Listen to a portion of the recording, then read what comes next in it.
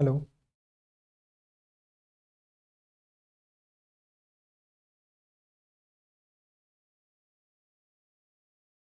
Hello students. पिछली class में हम लोगों ने देखा था वैदिक सिविलाइजेशन के बारे में। जो पिछली क्लास हमारी हुई थी वो वैदिक सिविलाइजेशन के बारे में हुई थी। और हम लोगों ने देखा था कैसे वैदिक सिविलाइजेशन दो हिस्सों में बटा हुआ था। एक था वैदिक सिविलाइजेशन और इसका जो टाइम पीरियड था वो 1500 BC टू और 1000 BC तक था। और जो लेटर वैदिक पीरियड था हमारा, जो लेटर वैदिक पीरियड था, लेटर वैदिक पीरियड हमारा 1000 BC से 600 BC तक देखने को मिलता है। और इसके बाद अगर हम लोग देखें तो इसके बाद हमारा महाजनपद जो है, महाजनपद का टाइम पीरियड शुरू हो जाता है।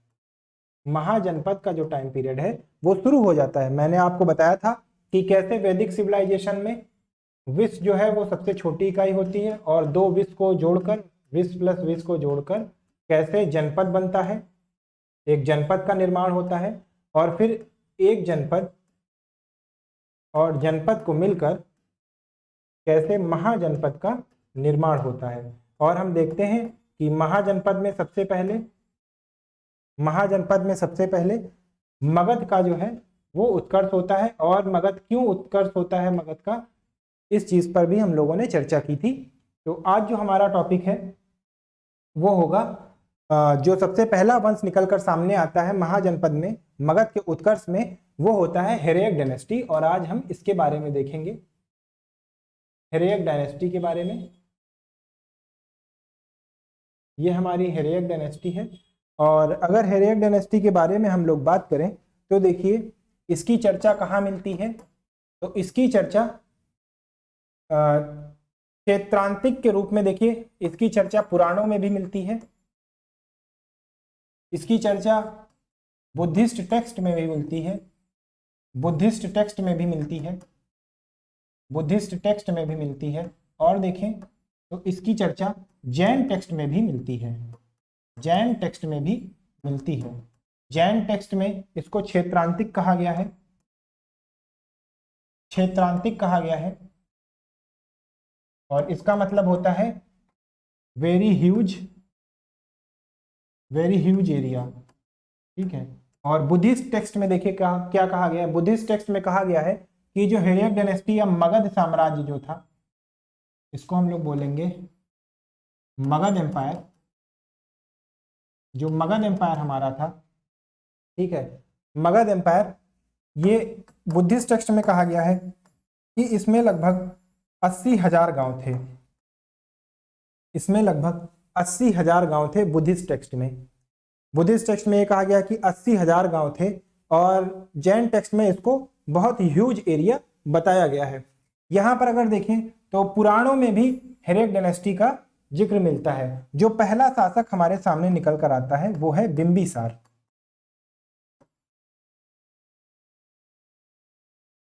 बिंबिसार, जो बिंबिसार हैं, जो बिंबिसार हैं, first ruler of Magadh, first ruler of Magadh निकलकर सामने आते हैं। और ये मगध, ये जो डायनेस्टी है, ये डायनेस्टी ये कब से कब तक चलती है तो देखिए ये 6th सेंचुरी बीसी से, 6th सेंचुरी बीसी से 5th सेंचुरी बीसी तक चलती है। ठीक है। जो ये पहले रूलर हैं इनका टाइम पीरियड क्या था, तो 544 बीसी में निकलकर सामने आए थे। अब अगर हम देखें तो यहाँ पर कौन कौन से रूलर ऐसे हैं, कौन कौन से ऐसे रूलर हैं जिनके बारे में हमें देखना है। तो सबसे पहले बिंबिसार के बारे में देखते हैं।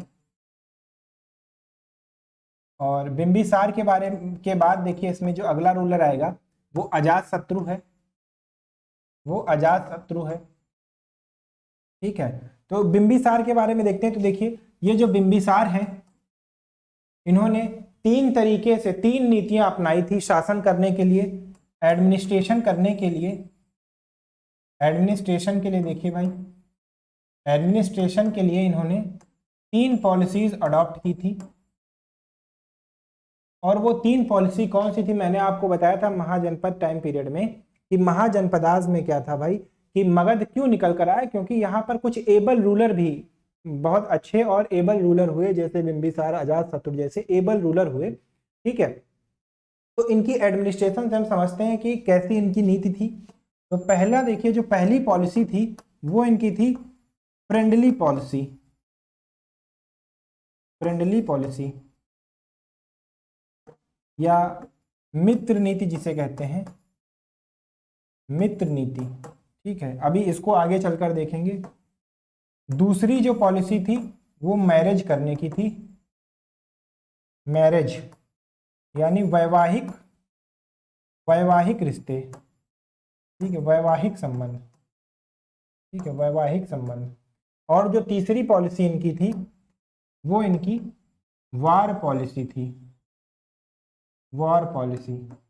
ठीक है, या जिसको हम लोग कह सकते हैं कि वो युद्ध नीति थी। ठीक है, या जिसको हम कह सकते हैं युद्ध नीति थी। तो ये तीन नीतियां थी।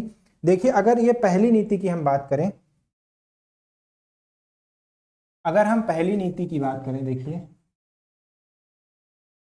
अगर हम बिंदुसार की पहली नीति की बात करें, बिंदुसार की पहली नीति की बात करें, तो एक बार देखिए क्या होता है कि एक राजा होते हैं अवंती के, जो अवंती महाजनपद था।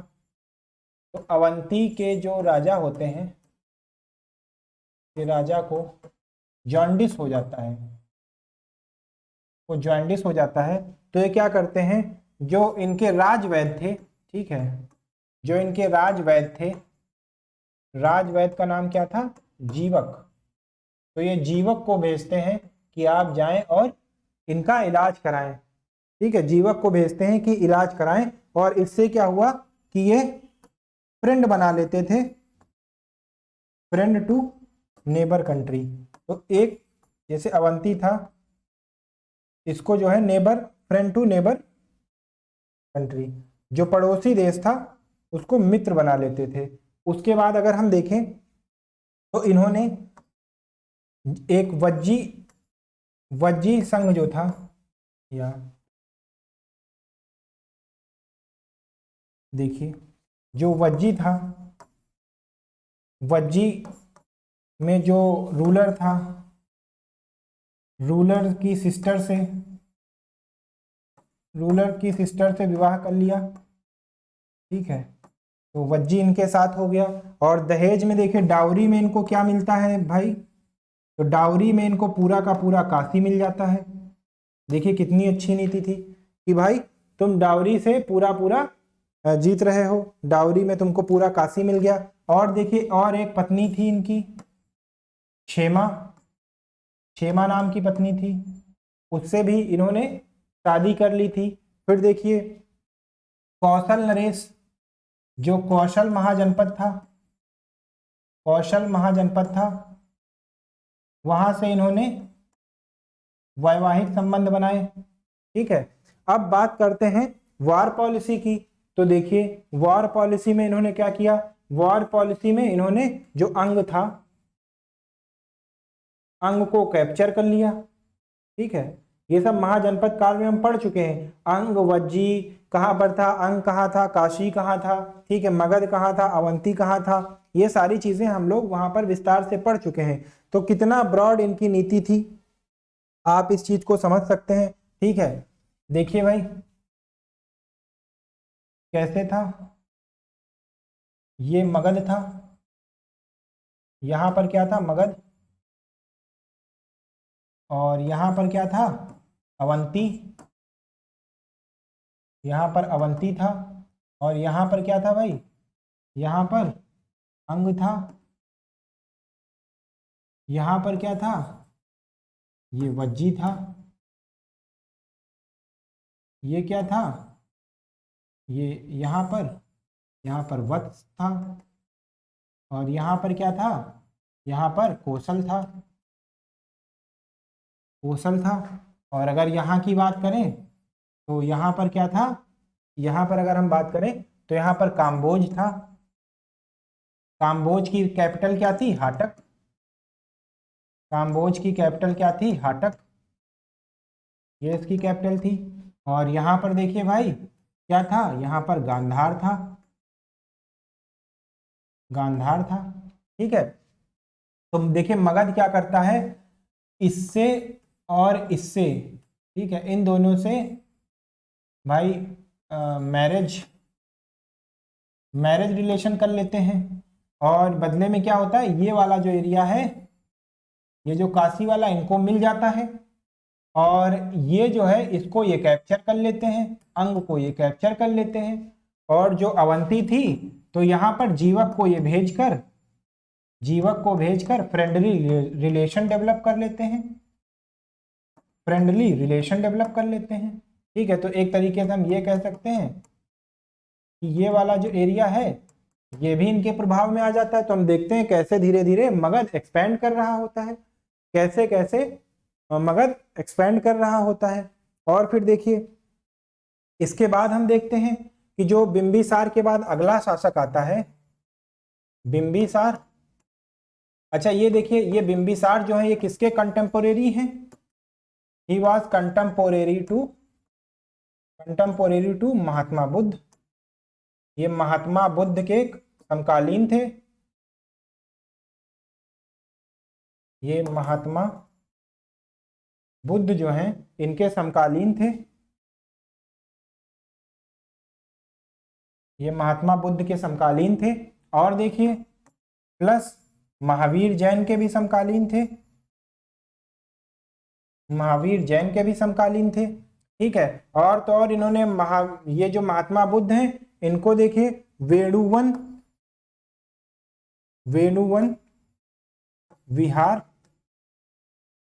गिफ्ट किया था इन्होंने। ठीक है, तो हम देखते हैं कि कितने एबल रूलर बिंबिसार थे। ठीक है, और इन्होंने हर एक रिलीजन को, जो भी धर्म थे उनको संरक्षण एक तरीके से दिया था।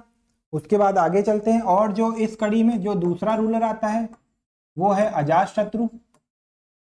तो देखिए जो मोस्ट इंपॉर्टेंट है वो ये है कि he killed his father to bear the throne. इन्होंने अपने पिता की हत्या कर दी थी। देखिए he killed his father, he killed his father to bear the throne, और किसके प्रभाव में आकर इसने जो है कर दी थी, तो देखिए जो गौतम बुद्ध के भाई थे देवदत्त, उनके, ऐसा कहा जाता है कि देवदत्त के प्रभाव में आकर इन्होंने अपने पिता की हत्या कर दी और गद्दी पर बैठ जाते हैं। देखिए कुछ टेक्स्ट हैं, कुछ बुद्धिस्ट टेक्स्ट हैं, बुद्धिस्ट टेक्स्ट में इनका एक और नाम मिलता है, इनको कुणिक नाम से भी कहा गया है, कुणिक नाम से भी कहा गया है। देखिए भाई इनको कुणिक नाम से भी संबोधित किया गया है। और देखिए भाई ये जो अजातशत्रु थे इन्होंने पहली बार क्या किया था, अच्छा अभी तक जो कैपिटल थी मगध की, मैंने आपको बताया जो मगध की कैपिटल थी, वो मगध की कैपिटल क्या थी, मगध की कैपिटल जो थी वो थी राजगृह या गिरिव्रज। ठीक है, ये मगध की कैपिटल थी।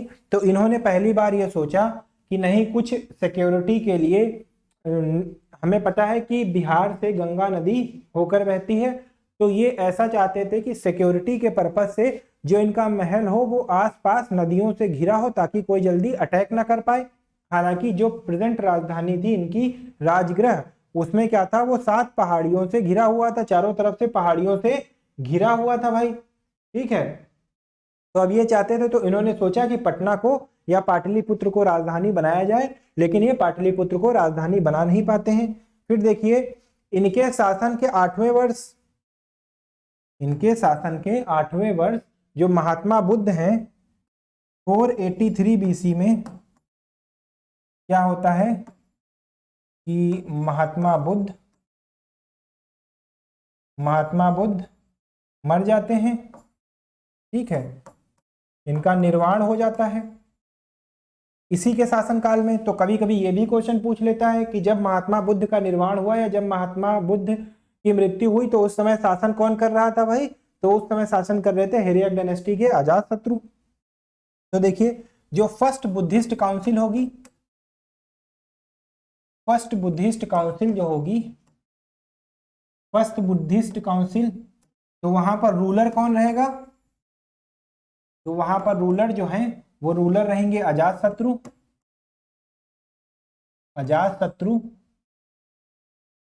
अजातशत्रु। और प्लेस कौन सी रहेगी भाई? तो प्लेस देखिए, प्लेस हो जाएगी राजगृह, जो इनकी कैपिटल थी। और राजगृह में कौन सी जगह? सप्तपर्णी गुफा, ठीक है, सप्तपर्णी गुफा है एक।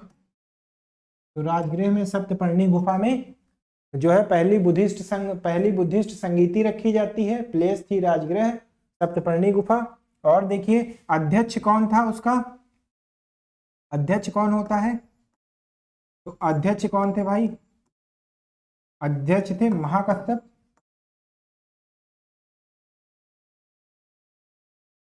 ठीक है, अध्यक्ष ये थे। तो सप्तपर्णी गुफा में रूलर अजातशत्रु था, फिर प्लेस क्या था? राजगृह, फिर अध्यक्ष महाकश्यप थे। अब अजातशत्रु के बाद जो अगला रूलर आता है वो कौन था भाई? तो अजातशत्रु के बाद जो अगला रूलर आता है वो था उदयन, राजा उदयन आते हैं। और इन्होंने, इनके बारे में ज्यादा जानकारी नहीं मिलती, बस एक डेवलपमेंट ये करके जाते हैं, वो ये है कि इन्होंने he is given the honor, he is given the honor, he is given the honor to establish Pataliputra. इन्हें पाटलिपुत्र की स्थापना का श्रेय दिया जाता है। ये क्वेश्चन बहुत बार पूछा गया है, मोस्ट इंपॉर्टेंट, कि भाई कौन सा शासक था जिसने पाटलिपुत्र की स्थापना की थी? तो इन्होंने पाटलिपुत्र की स्थापना की थी, ठीक है। और पाटलिपुत्र है कहाँ? तो देखिए ये गंगा प्लस पुनपुन, पुनपुन रिवर के कॉन्फ्लुएंस पर है, ठीक है, प्लस पुनपुन रिवर के कॉन्फ्लुएंस पर है। तो इन्होंने फिर अपनी कैपिटल कहाँ शिफ्ट कर ली? अब कैपिटल क्या हो जाएगी? अब जो कैपिटल है वो हो जाएगी, इनकी जो कैपिटल है अब वो पाटलिपुत्र हो जाएगी। अब इनकी जो कैपिटल है वो पाटलिपुत्र इनकी कैपिटल हो जाएगी।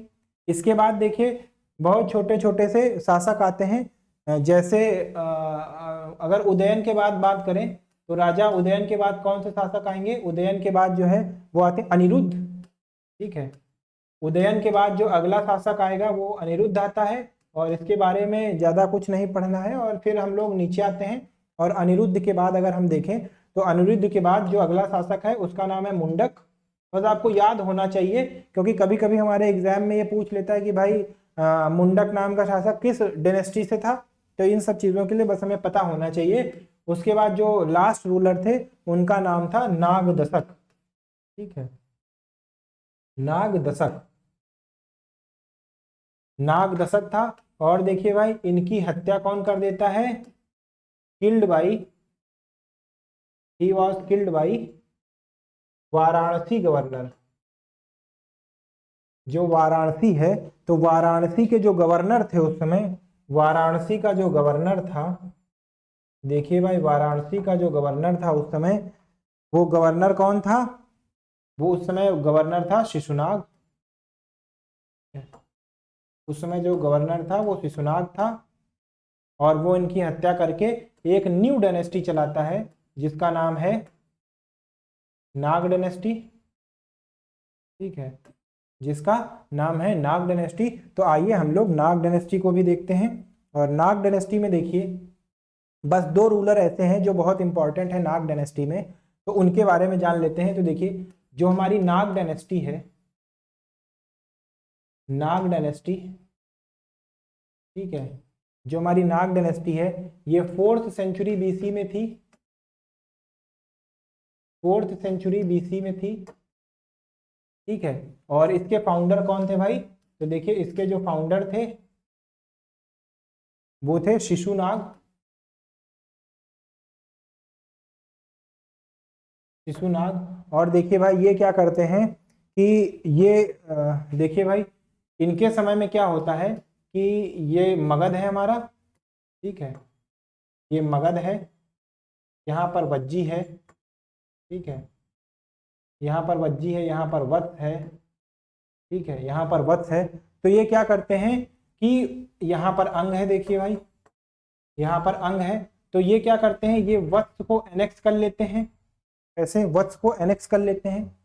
ये क्या करेंगे, he annexed Vatsa kingdom, kingdom of Vatsa, और अंग पहले ही आ चुका था, देखिए भाई ये वाला जो हिस्सा है ये पहले ही आ चुका था। तो इससे क्या होता है, जो वज्जी है, तो इस एक्शन से देखिए इस एक्शन का क्या प्रभाव पड़ता है, इसका स्टिमुली क्या होता है कि जो वज्जी है देयर रोज सेंटिमेंट ऑफ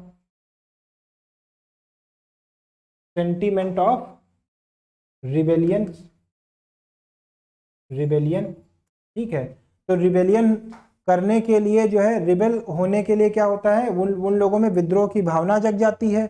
तो ये क्या करेंगे, ये अपनी कैपिटल कहाँ शिफ्ट करेंगे, तो ये शिफ्ट कर देंगे कैपिटल कहाँ, देखिए भाई ये शिफ्ट करते हैं कैपिटल कहाँ पर, वैशाली में, ठीक है, वैशाली में कैपिटल शिफ्ट करते हैं। तो ये बात याद रखिएगा कि भाई इनके समय में वैशाली कैपिटल हो जाती है, वैशाली बिकम्स द कैपिटल, ठीक है भाई, वैशाली कैपिटल हो जाती है। इसके बाद जो अगला शासक आता है वो है काल अशोक,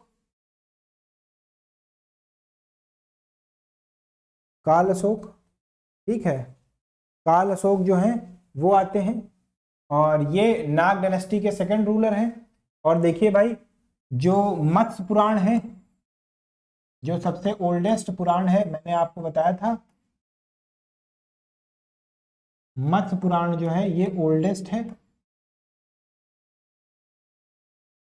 मत्स्य पुराण जो है ये ओल्डेस्ट है, ओल्डेस्ट पुराण। तो इसमें के इस मत्स्य पुराण में इसका क्या नाम मिलता है, इस मत्स्य पुराण में इसको काकवर्ण कहा गया है, ठीक है। जो भी हो हमें इसमें ज्यादा जाना नहीं है। ये भी एबल रूलर था, और इसने क्या किया था, ही मेड पाटलिपुत्र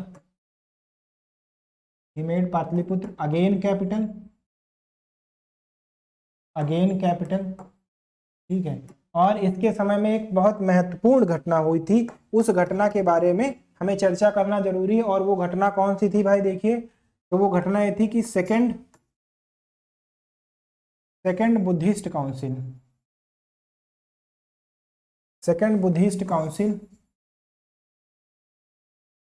टुक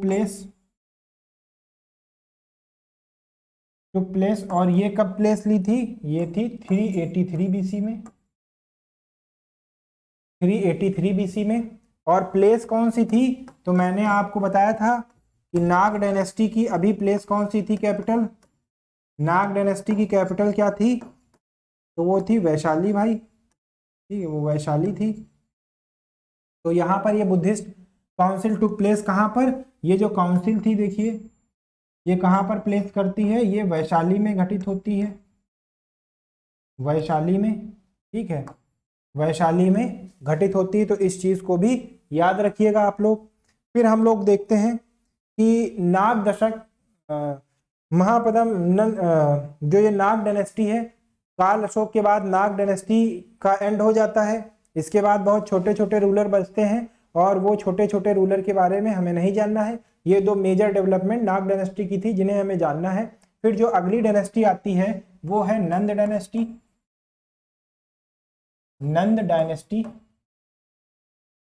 ठीक है, नंद डायनेस्टी। और देखिए ये कब से कब तक चलेगी, तो ये 344 बीसी से 323 बीसी तक चलती है। और इसके जो फाउंडर थे देखिए भाई, इसके जो फाउंडर थे, तो इसके फाउंडर कौन थे, महानंदिन फाउंडर थे इसके, ठीक है, महानंदिन फाउंडर थे, ठीक है, महानंदिन इसके फाउंडर थे। उसके बाद देखते हैं कि महानंदिन के बाद जो अगला रूलर आता है वो कौन होता है, वो होता है महापदम नंद। महापदम नंद इसका अगला रूलर होता है, महापदम नंद, और ये बहुत इंपॉर्टेंट है। He is famous ruler of this dynasty, famous ruler of this dynasty, famous ruler of this dynasty. देखिए इसकी उपाधि क्या थी, इसने क्या क्या उपाधि ले रखी थी भाई। तो इसकी अगर उपाधि की बात करें तो इसकी उपाधियों में देखिए क्या मिलता है। सबसे पहले भार्गव की उपाधि ले रखी थी, भार्गव, जिसका मतलब होता है second to lord Parshuram, lord Parshuram, ठीक। उसके बाद देखिए इसने एक और ले रखी थी, और वो ले रखी थी कौन सी भाई, द्वितीयक परशुराम, द्वितीयक, द्वितीयक परशुराम, द्वितीयक परशुराम की उपाधि ले रखी थी भाई। देखिए mean second Parshuram, second incarnation of, second incarnation of lord Parshuram, जो कृष्ण के अवतार बताए गए हैं, ठीक है भाई। तो सेकंड परशुराम की उपाधि ले रखी थी इन्होंने, ये बहुत इंपॉर्टेंट है। भार्गव की उपाधि ले रखी थी द्वितीयक परशुराम की। और देखिए भाई ये ब्राह्मण द्विज के नाम से जाने जाते थे, ब्राह्मण द्विज के नाम से। ये जो डायनेस्टी थी नंद डायनेस्टी, ये प्योर ब्राह्मिकल डायनेस्टी थी, ब्राह्मिकल डायनेस्टी थी भाई, ठीक है, ये प्योरली ब्राह्मिकल डायनेस्टी थी।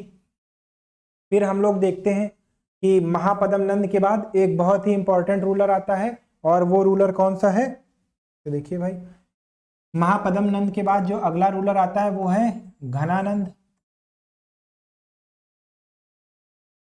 घनानंद जो है, घनानंद अगला रूलर आता है, गद्दी पर बैठता है। और देखिए ये किसके कंटेम्परेरी था भाई, समकालीन किसके था, ये किसके समकालीन था, देखिए भाई ये किसके समकालीन था, यानी कंटेम्परेरी। तो ये चंद्रगुप्त मौर्य, चंद्रगुप्त मौर्य का समकालीन था, ठीक है, चंद्रगुप्त मौर्य प्लस चाणक्य का समकालीन था, ठीक है। और देखिए भाई क्या होता है, और किसके समकालीन था, इसी के समय में अलेक्जेंडर, अलेक्जेंडर के भी समकालीन था। तो ये घनानंद जो था he was last ruler of the dynasty, last ruler of Nand dynasty, last ruler of Nand dynasty था ये। और इसके बाद जैसा कि हमें पता है कि जो आचार्य चाणक्य हैं, जो आचार्य चाणक्य हैं, आचार्य चाणक्य ने किसको गद्दी पर बिठाया था, चंद्रगुप्त मौर्य को गद्दी पर बिठाया था, ने चंद्रगुप्त मौर्य को गद्दी पर बिठाया था 322 बीसी में, ठीक है, 322 बीसी में गद्दी पर बिठाया था आचार्य चाणक्य ने। और एक नए डायनेस्टी की शुरुआत हुई थी जिसका नाम है मौर्य डायनेस्टी, ठीक है। मौर्य डायनेस्टी अपने आप में बहुत बड़ा है, तो इसको एक अलग टॉपिक के बारे में हम लोग देखेंगे, ठीक है, इसको एक अलग टॉपिक के बारे में हम लोग देखेंगे अपने नए क्लास में। तो आज की क्लास में बस इतना ही।